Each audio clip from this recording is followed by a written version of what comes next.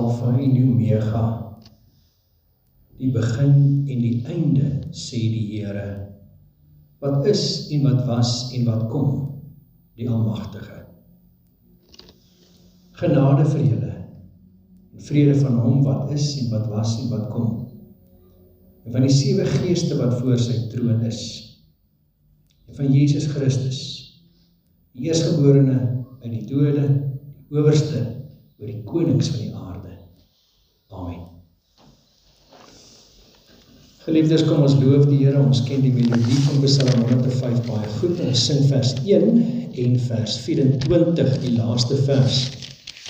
Hierdie is 'n geskiedenispsalm wat vir ons vertel van die pad wat die Here met sy volk geloop het. Hoe belangrik dit is dat hy geloof word, loof die Heer van alle Here, verhoog sy naam en gee hom eer en bring sover daar volke is, sy dade in gedagtenis en spreek met aandag en ontzag van al sy wonders dag aan dag. En dit beteken, as ons met aandag en met ontzag oor die Here praat, beteken ons dink baie mooi daaroor en ons staan in verwondering voor God. En dis ons fokus. Wat is die alternatief? Die alternatief is 'n fokus op myself, in my tankie wat volgemaak moet word, in my behoeftetjies en vir vandag, vir hierdie oomblik, terwyl die Here met ons werk, kom ons vestig ons aandag op hom en ons staan met ontzag voor die Here. En vers 24 sluit dan af, loof, halleluja, prys die Here. En as mense vir jou vra, kan jy Hebreëus praat? Kan jy vir hom sê, ja, halleluja. Dis die Hebreëse woord wat beteken, prys die Here. Dit kom van die 2 Hebreëse woorde, hallel wat beteken prys, en ja is die kort vir Jahwe, prys die Here. Kom ons prys hom met hierdie lied, ons staan, ons loof hom, vers 1 en vers 24, Psalm 105.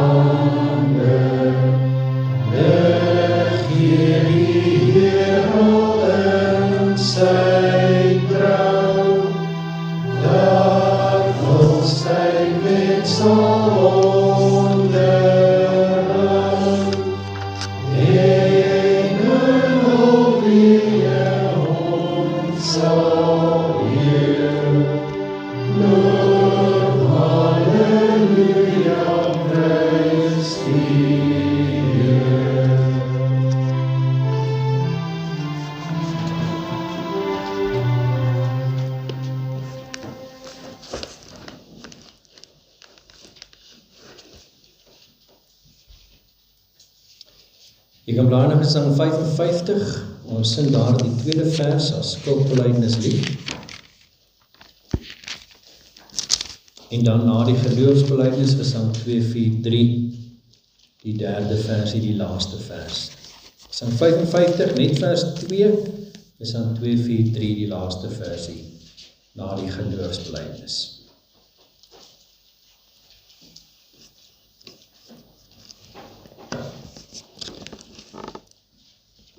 Ons skriflesing is uit die Nuwe Testament, ons lees uit Openbaring, maar vandag gaan ons na die wet van die Here kyk uit 2 gedeeltes, waarin die Here Jesus die wet saamvat.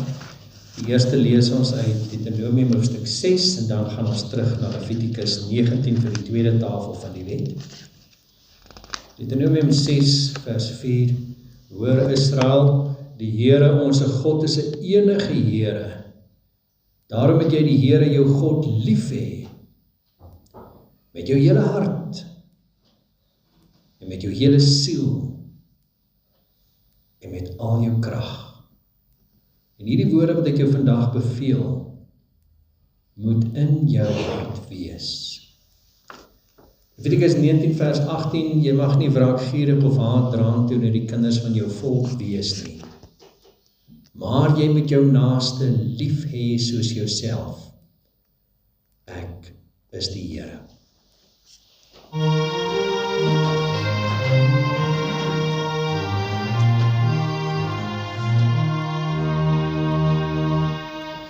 Ons loof U troue Heer, behouer van ons lewe.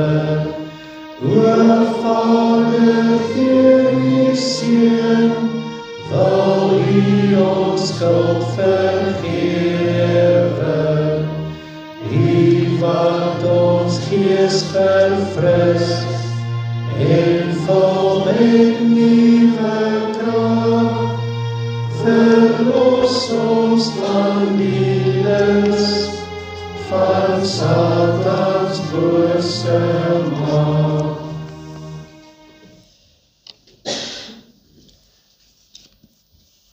Vers 13 van Spreuke 28 sê, hy wat sy oortredinge bedek, sal nie voorspoedig wees nie. En dis deel van ons moeilikheid. Ons wil altyd 'n goeie voetjie voorsit vir mense, ons wil nie hulle moet sleg van ons dink nie. En ons kan dit nog regkry met mense. Jy kan dit nie regkry met die Here wat tot in die diepste dele van jou hart sien nie. Elkeen van ons moet besef, die Here sien jou hart en het jou nogtans lief. Wat 'n genade. Hy is jou Vader en elke keer as jy sondig, tas jy sy heilige eer aan. Dis hoekom ons sonde bely. Want ons wil hê ons verhouding met ons Vader moet reg wees. Dis hoekom ons huil voor hom. Sê Here, ook hierdie week het my sondige gedagtes, my begeertes, my woorde, my blaatante sondige optrede in baie opsigte U eer aangetast. Was my skoon, o Vader. En dan die prentjie van die Vader wat nie net oop arm staan en wag nie, maar hardloop na my verlore seun, verlore dogter, omhels en soen. Verhouding is volkome herstel. Daarom sê hy in vers 13 die tweede deel, maar hy wat dit bely en laat staan, sal barmhartigheid vind. Die gevaar is, dat ons vandag sê, Here vergewe my sonde, ek sal môre eers weer aangaan met my sonde. As ek dink dis God se werk om te vergewe. Wat hierdie gedeelte van ons vra, as hy sê, hy wat sy sonde bely en laat staan, beteken, ek haat dit. Ek haat dit wat ek doen, dit wat ek dink, die gesindheid, my optrede, wat my Vader se eer aantas. En ek wil in hierdie week ten bloede toe daarteen veg. Ek wil my gedagtes rig op hom, wat hom verheerlik.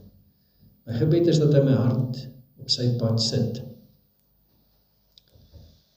Sodat alles wat met my gebeur, my reaksie, 'n God verheerlikende reaksie kan wees. En dit is ontsaglik moeilik, dit is nie maklik nie. Hierdie wêreld is 'n stryd, maar wat 'n genade, ons het 'n generaal wat voorloop en ons kan hom volg. Geliefdes, kom ons bely ons geloof in God die enige, en elkeen van ons teken sy naam soos volg.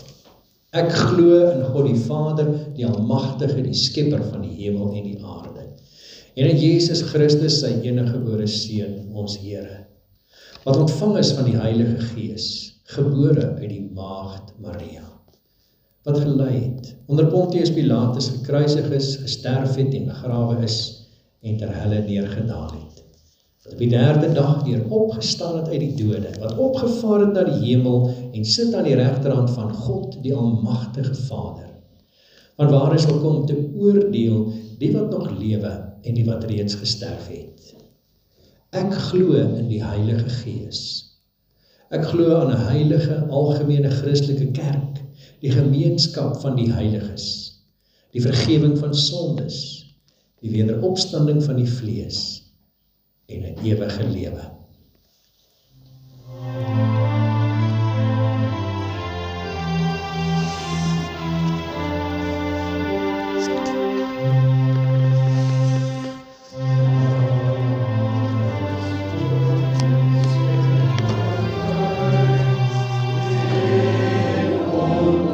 Moedig dan betuig, kom en prys hom, halleluja,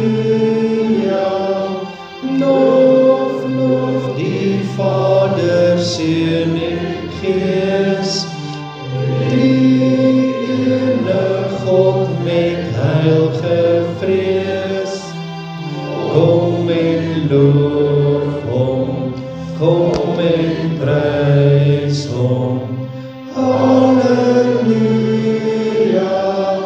halleluja, halleluja.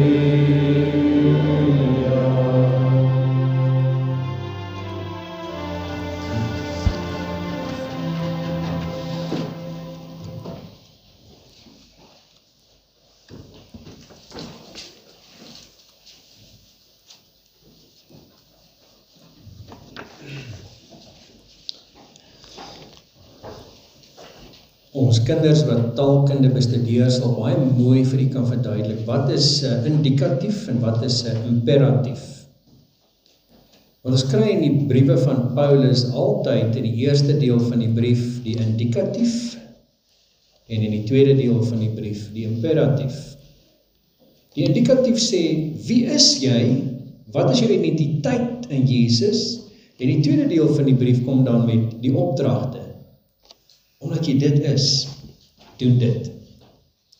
Nou ons maak baie keer droog, ons fokus net op die imperatiewe en dan sê ons, ja kyk, jy moet dit en jy moet dit. En dis hoe jy 'n kind van die Here word, maar wat hy eintlik sê is, jy is 'n kind van die Here. En dis wat hy in jou lewe doen en omdat dit waar is, doen dit. Nou omdat ons kinders van die Here is een van die opdragte wat die Here gee in Kolossense 3. Ek lees vir die in vers 1. As julle dan saam met Christus opgewek is, soek die dinge daarbo waar Christus is en aan die regterhand van God sit.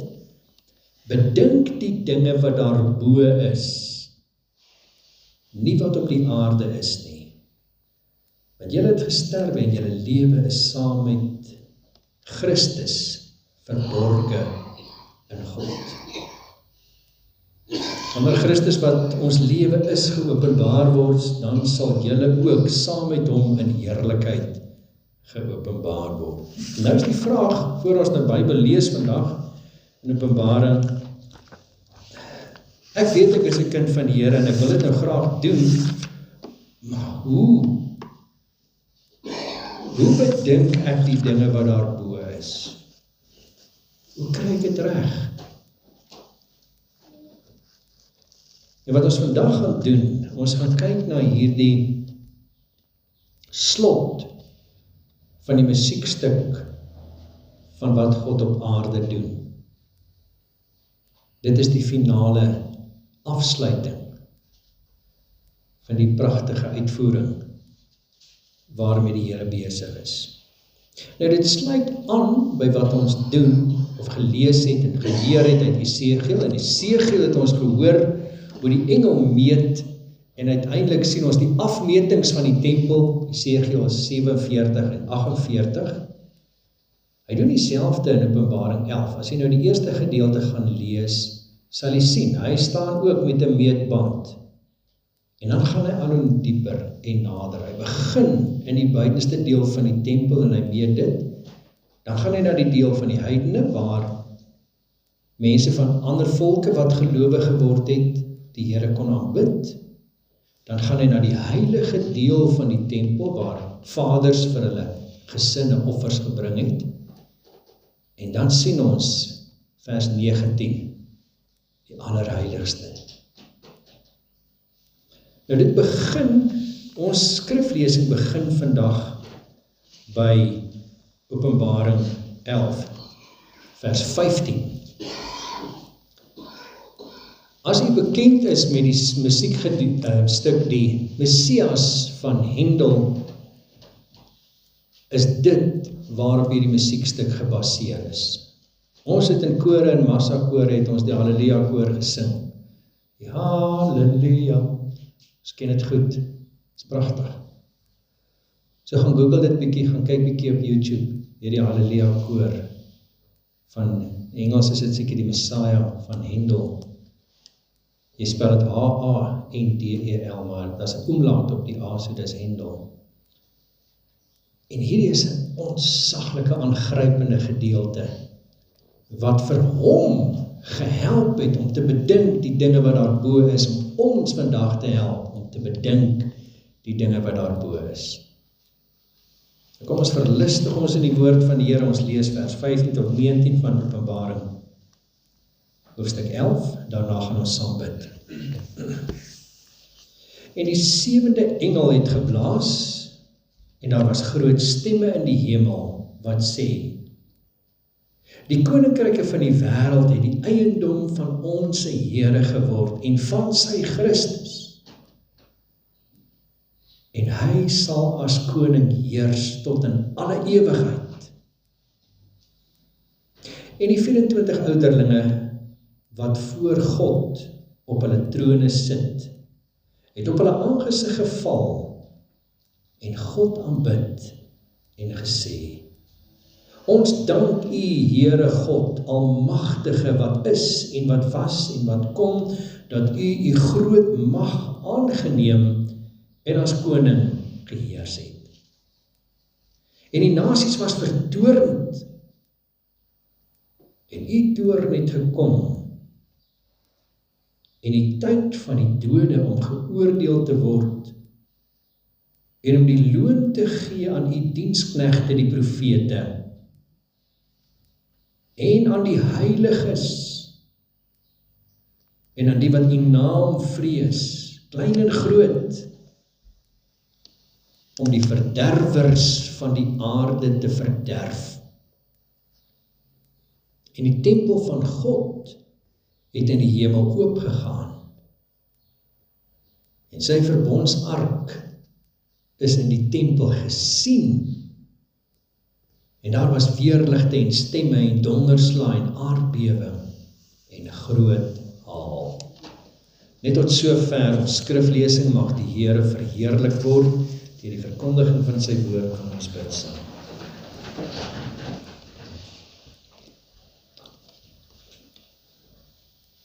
Vader in die hemel, wat 'n voorreg dat ons saam kan kom as familie, as mekaar se broeders en susters in U, om U te aanbid, Here Jesus, as die koning, U wat opgestaan het uit die dood, U wat opgevaar het na die hemel, U wat regeer. En hoor ons as ons vandag opnuut bid, soos U ons geleer het, laat U koninkryk kom. En daarmee, Here, sien ons uit na U wederkoms, maar ons bid ook vandag, Here, wees koning van my hart. Ons kyk terug op 'n bedrywige week.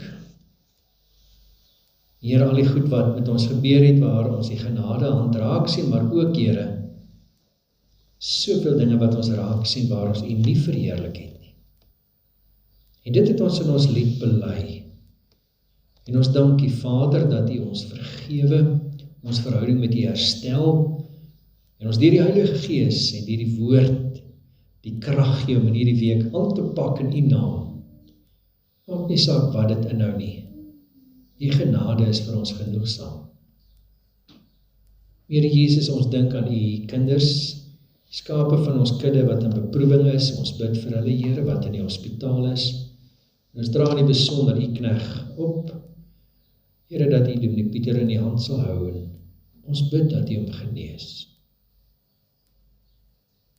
Dankie Here Jesus vir die besondere pad wat U met hom loop, vir die hoop wat in sy hart leef, omdat hy getrou U woord bestudeer en met 'n onsaglike groot liefde uitleef.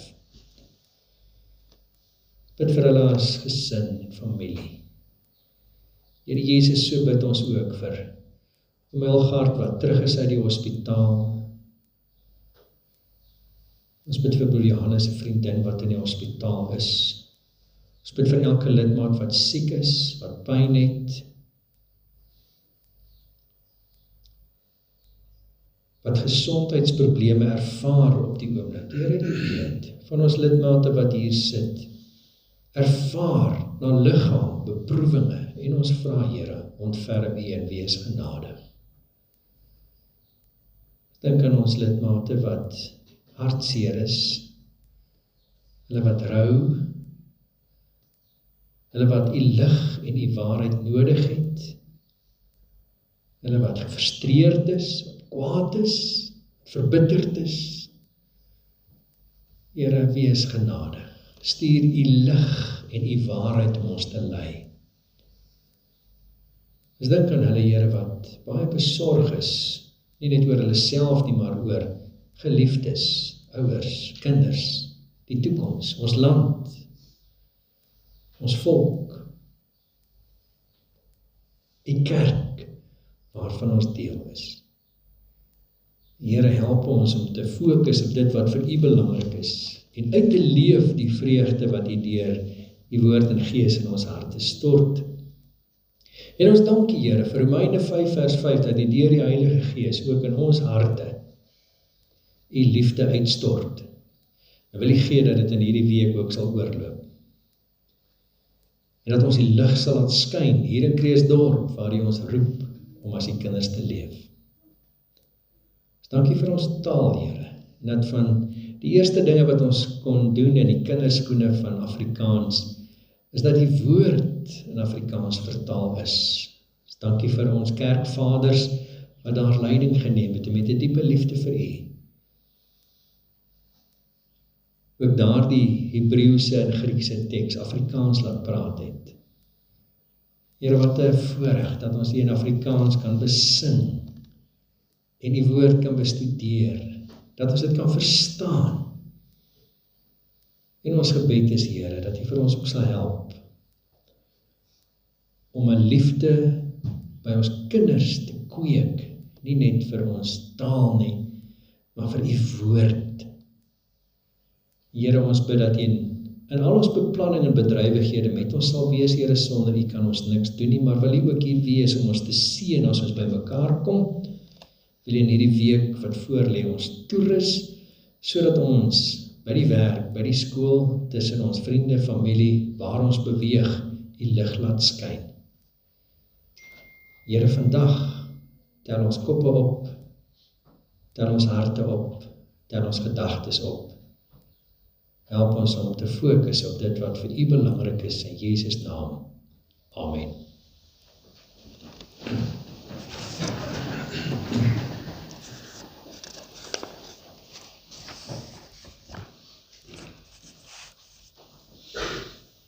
Terug in Openbaring 8 staan daar gaan nie vrouens in die hemel wees nie. Daar staan daar, het stilte gekom 'n halfuur lank in die hemel. Maar dis nie waar nie. Ons vrouens kan langer as 'n halfuur stil bly. Maar wat hier gebeur is iets besonders. Hierdie is die stilte voor die storm. Dis die afwagting van die hele skepping. Dis hier of die Here alles stil maak vir 'n halfuur lank. Want wat ons lees in hoofstuk 11 en wat ons lidmate mee voorberei het, hulle het hoofstuk 8 tot hoofstuk 11 was een van die hoofstukke wat gelees is vir die Bybelkennis eksamen. Sien ons, nou is dit die rusteken in die musiek vir die crescendo, vir die slotgedeelte, vir die hoogtepunt van die musiek. Dis of die dromme begin aankondig. Hier is 'n afwagting voor die finale slag slaan. Dit begin opbou, die opgewondenheid oor wat nou gaan volg. Na al 6 van die seels oopgemaak is, die 7de seël eindig met hierdie gewyde stilte. En dan in hoofstuk 11 bars dit los. Die klanke van die trompet wat weer galm, die harde stemme van vers 15 wat ons hoor, wat aankondig. Dis nou die einde, dis nou die oordeel, dis nou die finale verlossing. Wat 'n mens verwag, is na die Here al die sonde en ellende gesien het van die mensdom en die aarde en die konings en die koninkryke. Jy verwag dat hy soos met die sondvloed alles sal vernietig. Hy sê, dis nou genoeg sondige skepping en mensdom. Maar dis nie al wat plaasvind nie. Hier hoor ons hoe God sy kerk troos met Openbaring 11. Met die hoogste werklikheid ten spyte van al die chaos op aarde. En ja, dit gaan al hoe erger. Is dit hier waar alles stop? Is dit hier waar God al die chaos stop? Is dit hier waar hy finaal aankondig? Hy is die koning. Ek en jy het die voorreg om te ken as ons koning. Maar weet jy wat? Meeste mense op aarde doen nie. Sit jy die nuus aan, kyk jy TV, dan sien jy. Meeste gaan nog te kere asof hulle in beheer is van die aarde, asof hulle kan bepaal wanneer die oorlog gebeur en wat moet gebeur met die ekonomie. En ek kan hierdie miljoen mense prys gee die oorlog, dit gaan nou nie so erg wees nie. Kom die Here hier en hy sê, nou stop dit. Want almal gaan erken die knie wat nou reg is en reg is om te veg, gaan op die grond buig.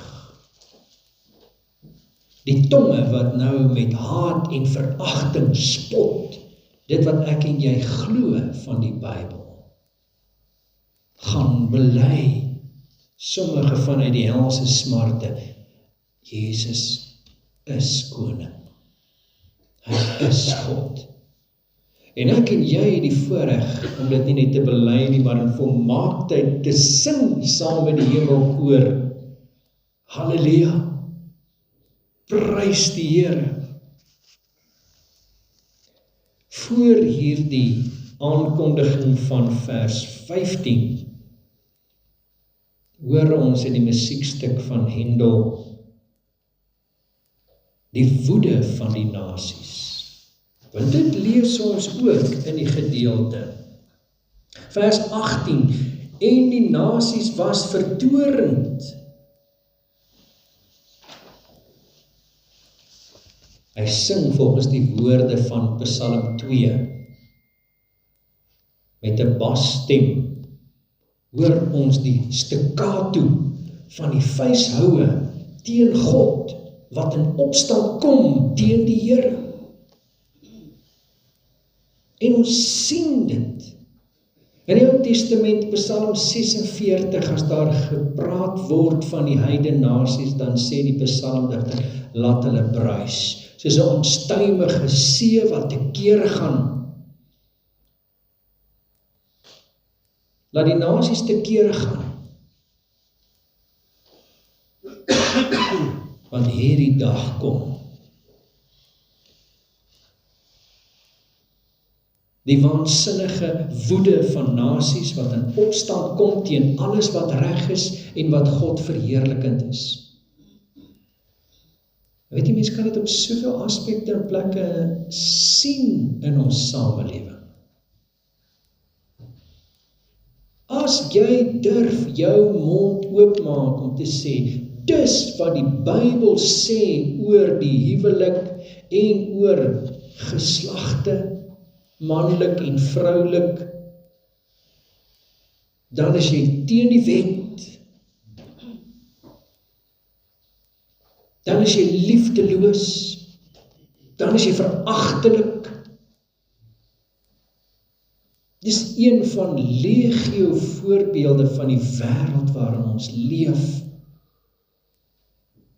Sit in hierdie week weer gehoor van waar dinge in baie opsigte verkeerd geloop het met die kerke in Suid-Afrika. Waar het begin het in Duitsland met 'n teoloog so Schleiermacher wat gesê, dit gaan nie oor die Bybel, dit gaan oor wat jy ervaar en voel.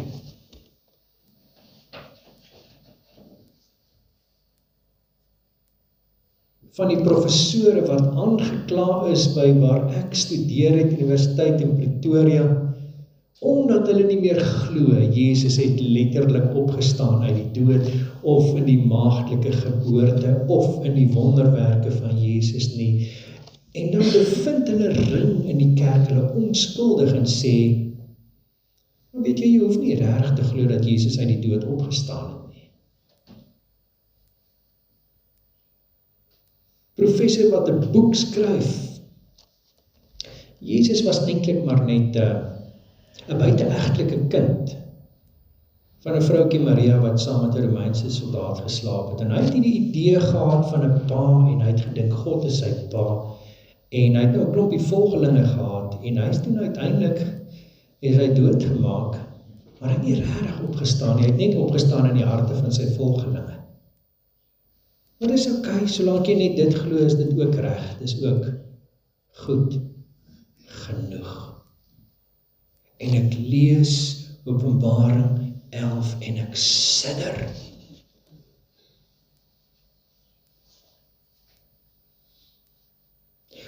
Ons is deel van 'n tyd waar mense sê, dit gaan nie oor die waarheid van God se woord, dat dit gesaghebend is nie, maar hoe jy voel.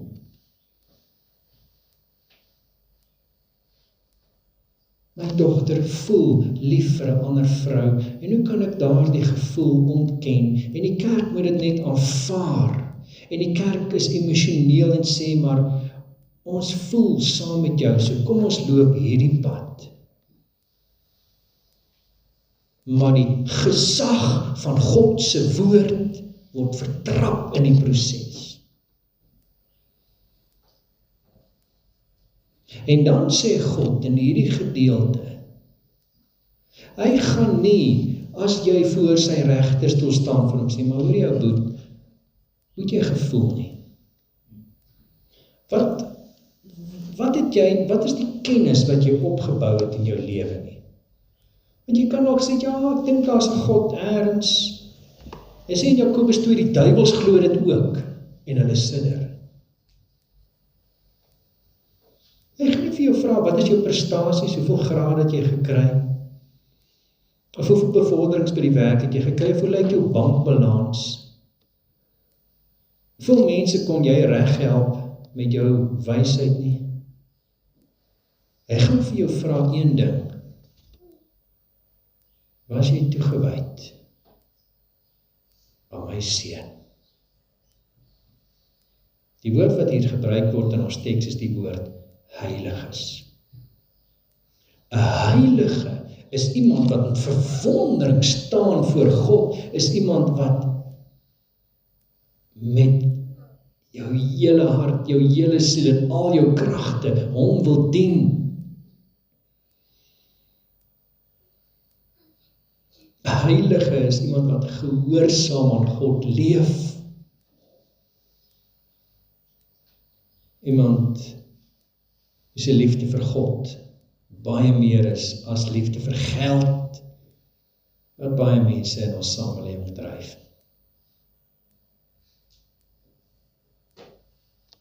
In hierdie gedeelte hoor ons, die nasies was woedend. En tog sê die Bybel, die Here het vir hulle gelag. Die Here lag hulle uit in bespotting. Hulle woede is 'n vergeefse vuisie wat teen die storm, teen die 7de trompet, teen God se mag oor sy vyand probeer opstaan. Hierdie onstuimige bariton met sy staccato note moet plek maak vir die triomfanklike koor, die geraas van die aardse tiranne en hulle wat die oorlog op aarde dink hulle bepaal, word oorweldig deur die fortissimo van God se heerskappy. Dit word al harder. En dan kom ons by vers 15. En dit is waar Hendel meesterlik dit saamvat met hierdie woorde. Wanneer die koor sing, die koninkryke van die wêreld het die eiendom van ons Here geword en van sy Christus. Met hierdie woorde hoor ons legato note, sagte note, vloeiende note. Hierdie nasies wat so te kere gegaan het, word in hierdie vers genoem iets wat wegsterwe. Iets wat sag word.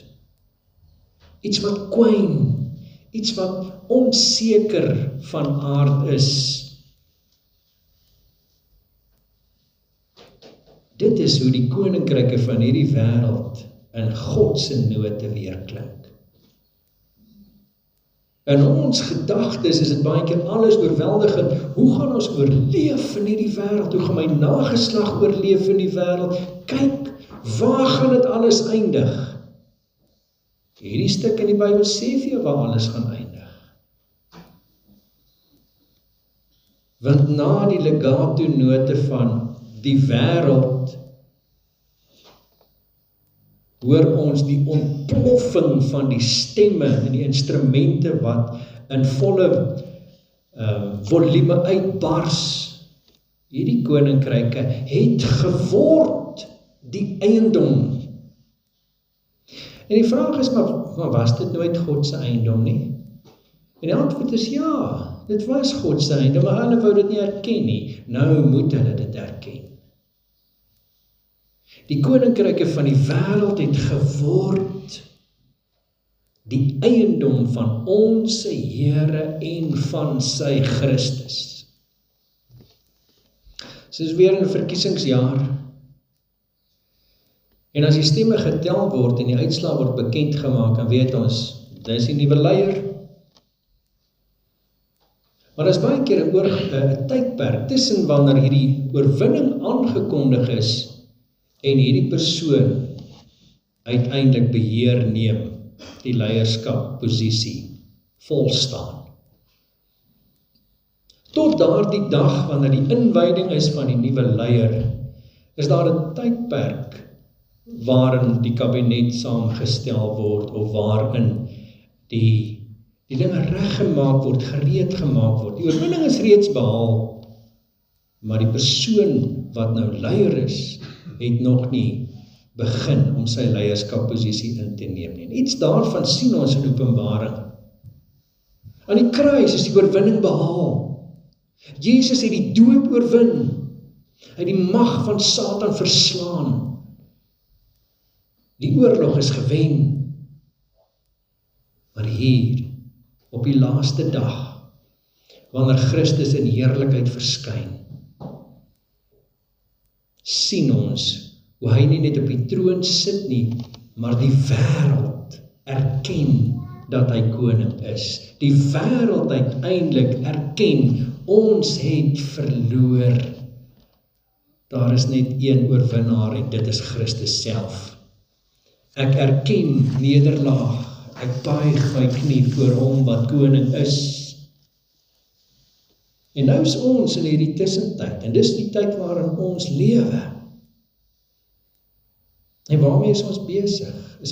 Kyk ons vas teen die huidige bedeling en sien ons alles wat verkeerd is en alles wat sleg is en alles wat die lewe vir ons moeilik en swaar maak, of hou ons oë, soos wat Kolossense 3 sê, op die dinge wat daarbo is. Leef ons reeds volgens die beginsels van die koninkryk van God, want hy spel dit vir ons uit in die bergpredikasie Matteus 5-7. Dis hoe 'n burger van die koninkryk lyk. Is iemand wat God lief het, met haar hele hart, haar hele siel en al haar kragte, sy hele hart, sy hele siel, al sy kragte. Dis 'n koninkryk waar ons nou reeds soos 'n kind bid, laat die koninkryk kom, en daarmee sê ek, Here, wees koning van my vandag. Ek bid dat U weer kom, maar ek vra ook, Here, neem die stuurwiel van my karretjie. Maak my getrou en gehoorsaam om U te volg. Dit is ook eskatologies, wat beteken, op die laaste dag sal elke knie buig en elke tong bely, Jesus Christus is die Here.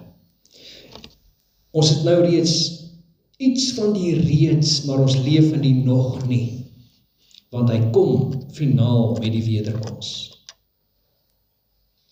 Wat is die reaksie van die ouderlinge, vers 16 en 17? Die ouderlinge, hulle wat regeer namens God, of as God se gestuurdes, geroepenes, klim van hulle trone af en buig voor hom en aanbid hom.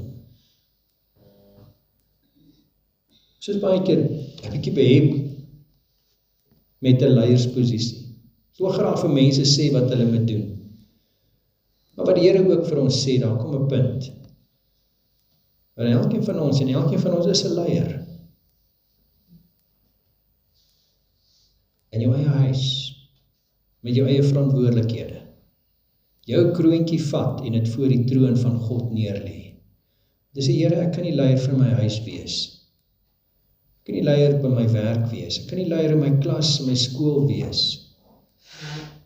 As ek nie U koningskap in my lewe erken nie. Hier is my kroon voor U troon.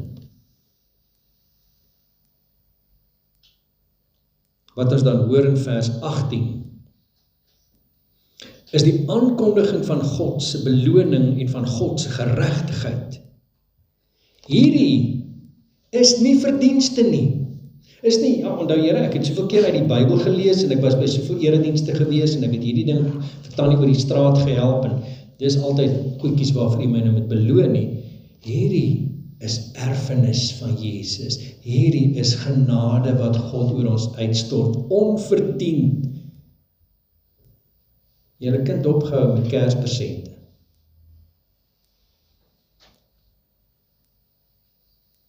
Ons probeer nog mooi die papier afval, dat ons volgende jaar weer dieselfde papier kan gebruik. 'n Kind, sien jy, hoe waai daai papiere? En baie keer dan trek die persent ook, hulle speel met die boks, maar ons is opgewonde oor wat hier gebeur. En wat die Here hier sê is, het jy so begeerige honger vir die geskenk wat kom?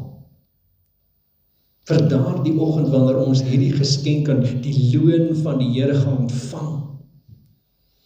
'n heilige gierigheid om die Here Jesus te sien en om by hom te wees. Want weet jy, as ons vir iemand vra, maar wat wil jy nou in die hemel gaan maak? Dan sê ons baie keer vir mekaar, nee, maar my oupa, ek wil my ouma weer sien. My kind, my ma, my ou vriend. Maar weet jy wat? As jy daar kom, gaan daar net een wees wat vir jou belangrik is, en dis is Jesus. So maak hom nou reeds die belangrikste van alles. Toe die mense na die disippels kom, Johannes 12, te vra hulle vir die disippels, ons wil Jesus sien. Mag dit nou 'n prioriteit in jou lewe wees. En dan hierdie verskriklike woorde, wat hy hier gesê het, is die wat loon ontvang, 2 woorde, die diensknegte, die Griekse woord doulos, slawe, en die tweede woord hagios, die heiliges. 'n doulos is iemand wat opdragte gehoorsaam, onvoorwaardelik sonder om vrae te vra, opdragte uit te voer. En dan noem hy sy profete. Engelse woord bond servants, slawe wat aan hom verbind is.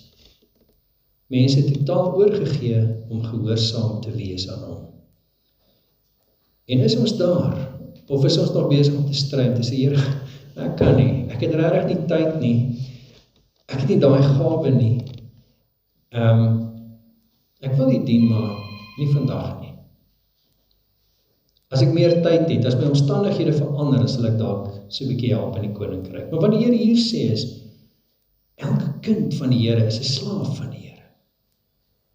Vir my is dit verbuisterend, Jakobus, wat na sy aardse bestaan 'n broer van Jesus is, noem homself in Jakobus 1, 'n slaaf, 'n diensknegt, 'n doulos van Jesus Christus, sy God en sy verlosser. Wat beteken dit? Beteken ek en jy moet alles oorgee in sy hand. Jou finansies, jou bekommernis, jou hart, jou gedagtes, jou kinders, kleinkinders, jou volk, jou land. Gee dit vandag, as doulos, as diensknegt van die Allerhoogste, sodat jy gehoorsaam kan wees, en hom gehoorsaam kan dien. Die tweede woord wat hy hier gebruik word, is die heiliges van God. En hierdie woord is ontsaglik beskryf. Dis 'n woord nie net van mense wat heilig leef nie, ons het reeds gesê, dis mense wat in verwondering staan voor God. En as jy nie daarmee besig is nie, dis die ouens wat loon gaan ontvang. Bid die Here dat hy jou oë oopmaak, dat hy hierdie Barberton Daisy wat hier voor is, en sy helder klere, jou oë verkoop en jou hart verkoop, kan sien, wat 'n kunstenaar is ons God. Ek kan bid hom, ek verheerlik hom. Om in elke ding wat met jou lewe gebeur, God se genadehand raak te sien, en in verwondering te staan voor hom. Hierdie gedeelte sluit af met die ark. Mense het na die tempel gekom om die Here te aanbid, van oor die wêreld. Sommige kom tot in die voorhof kom van die vroue, en daar die Here aanbid. Die manne van verbondsgesinne kon tot in die heilige kom saam met die priesters, en daar offers bring op die altaar. Net die hoëpriester kon eenmal 'n jaar in die allerheiligste ingaan, en dit waag om voor God te verskyn. Wat hy hier sê is, hier staan die ark van God oop, daar is nie meer 'n voorhangsel nie. Jesus het met sy kruisiging van bo na onder die voorhangsel geskeur. Dit beteken jy het toegang tot God, en jy kan lewe. 'n onverstaanbare idee om te weet, ek gaan in God se teenwoordigheid wees, en nie verteer word. En ek dink wat 'n verskil maak, is die feit dat jy voor God sal staan met 'n verheerlikte liggaam. Nie 'n liggaam wat kan sondig soos nou nie. Reg deur die Bybel sien ons altyd die natuurtekens van die weerligstrale en die wolke en die haal wat dui, God is hier. Soos Psalm 50, soos op Sinai, soos lees in Eksodus 19, toe die volk gesê, God is hier. Ons gaan nie nader nie. Praat jy met ons Moses, want as God met ons praat, sterf ons. Nou maak hy die gordyn oop. Nou sien ons staan voor God. En hy roep jou en my vandag om getroue getuies te wees. As ek kyk na ons land, en na ons kerke, na ons omstandighede, en ek kyk na die feisies wat gebal word om te sê, wel ek weet beter. Niemand gaan vir my voorskryf nie. Nou wat ek vir jou sê, jy het nie benul van wie die God is, en wat die vrees is, want dis wat hy hier sê, die heiliges en die wat die Here vrees. As jy iets besef van God se grootheid, dan het jy nie baie aanmoediging nodig om nou met jou hele hart, jou hele siel en al jou krag voluit vir hom te leef nie. En vandag daarin vreugde te vind, en jou halleluja vandag reeds te sing en te oefen vir die hemelkoor, wanneer ons in volmaaktheid gaan sing, ek prys die Here. Dis 'n Heilige Gees wat jou hart ophef en jou gedagtes ophef om die dinge te bedink wat daarbo is. Wat is die alternatief? Dat ek so vasgevang word deur my probleme en my omstandighede en die dinge wat hier my hart kwel, dat ek God miskyk. Ons kan dit nie bekostig nie. Kom ons bid die Here van die woord, dat hy deur sy Gees my help om verder te sien. Vir my die bril van die Bybel opsit, dat ek kan sien, wat is die eindpunt? Ons is daarin op pad. Dat ek vandag met opgewonde in die pad loop, want ek weet waar dit eindig. Dat ek wanneer daai moeilikheid kom, die klip waarteen ek my toon stamp kom, ek kan sê, ja, hierdie wêreld is 'n stryd, dis die realiteit, maar ek is op pad. Dis nie waar die pad eindig nie. Ek weet waar dit eindig. Amen, kom ons bid saam.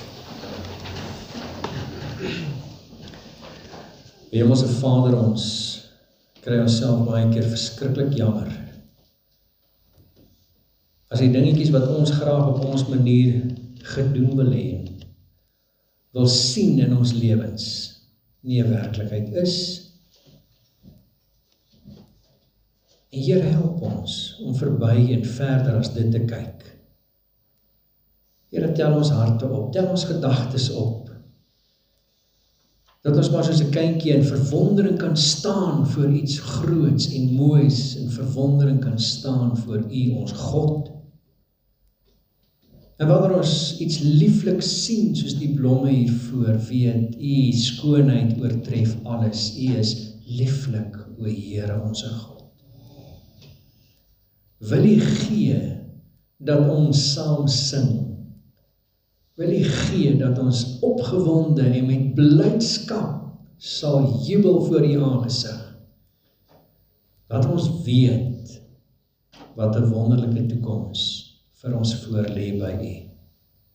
Help ons deur vandag. Ons vra dit in Jesus naam. Amen. Jy het geleentheid om die liefdesgawes te gee. Psalm 205 vers 2, loof hom wat die oorwinnaar is oor magte van die duisternis, en wat daarop volg, en dan sing ons ook vers 3, prys almal die verreëse Heer, hy kom op die wolke weer, en wat daarop volg, met 'n halleluja wat weer galm.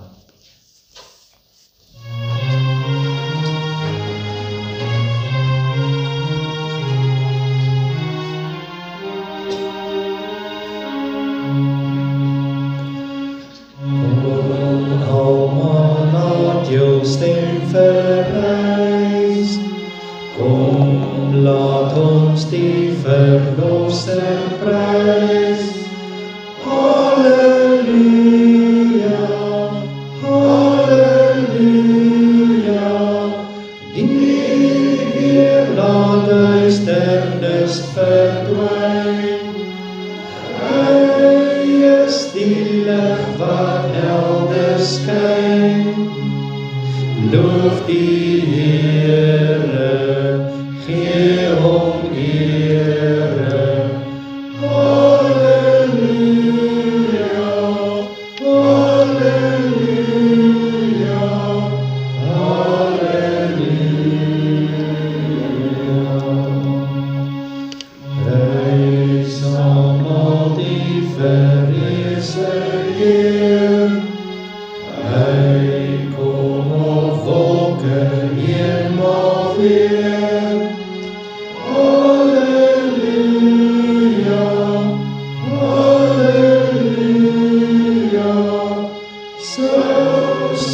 en maan en sterre swim, God bly in ewigheid die lig. Loof die Here, gee hom ere. Halleluja, halleluja, halleluja.